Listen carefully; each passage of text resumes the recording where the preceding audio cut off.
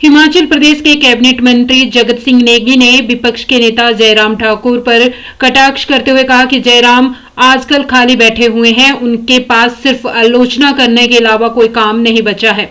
उन्होंने कहा कि जयराम ठाकुर अब हर मुद्दे पर कुछ न कुछ कहते रहते हैं, पर यदि वे किसी महत्वपूर्ण मुद्दे पर चर्चा करेंगे तो उन्हें गंभीरता से लिया जाएगा। नेगी ने कहा कि जयराम ठाकुर अपनी सरकार की विफलताओं पर कुछ नहीं बोलते। उन्होंने दावा किया कि जयराम अक्सर कहते हैं कि वर्तमान सरकार असफल हो रही है, परंतु इन 2 सालों में हमारी सरकार ने कई वादे पूरे किए हैं, जैसे कि पुरानी पेंशन योजना को बहाल करना। इसके लिए 1,000 करोड़ रुपए का बजट प्रावधान भी किया गया है और लगभग 1,30,000 सरकारी कर्मचारियों को इसका लाभ मिलेगा। उन्होंने याद दिलाया है कि इस योजना को 2003 में भाजपा की गठबंधन सरकार ने बंद कर दिया था और अब हिमाचल में इसे पुनः लागू किया गया है। जहाँ तक सेब के फसल की बात है, इस बार भी पिछले साल के मुकाबले ही जो है सेब की पैदावार हुई है। पिछले कुछ सालों से हिमाचल में मौसम भी ठीक नहीं रह रहा है, कभी फ्लावरिंग के टाइम, कभी जो है ओलों के कारण या कभी भारी वर्षा के कारण जो है फसल जो है ठीक से नहीं हो पाया है। फिर भी 2000 से जो है 2 करोड़ से ज़्यादा जो है सेब की पेटियां इस बार मंडी में पहुंची है और अभी आगे जो है बागवानी में बहुत कुछ करने की ज़रूरत है।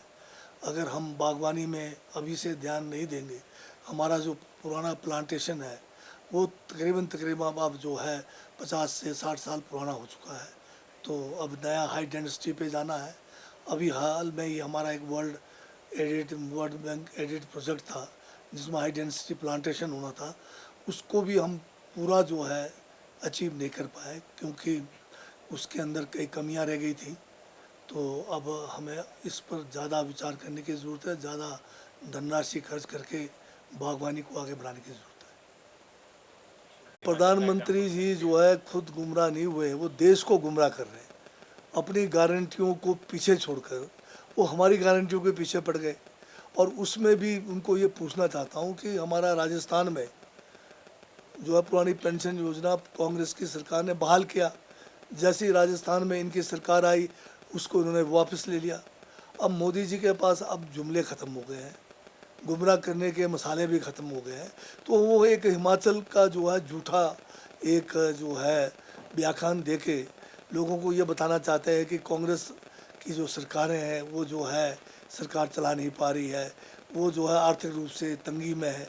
तो इस तरह से गलत बयान करके वो जो है दूसरे स्टेट्स में जहाँ इलेक्शंस हो रहे हैं उनको ये दर्शाना चाहते हैं कि भाई तुम अगर बीजेपी की सरकार नहीं आएगी तो तुम्हारा हाल ख़राब होगा, जबकि कारण और है क्योंकि बीजेपी रूल स्टेट्स जो है आज जिस तरह से बुरे हालात उनकी आर्थिकी का है, महाराष्ट्र में उनके हाल ख़राब है, उनके हाल ख़राब जो है हरियाणा में बुरी तरह से हाल ख़राब था आर्थिक रूप से, ये मध्य प्रदेश के अंदर है।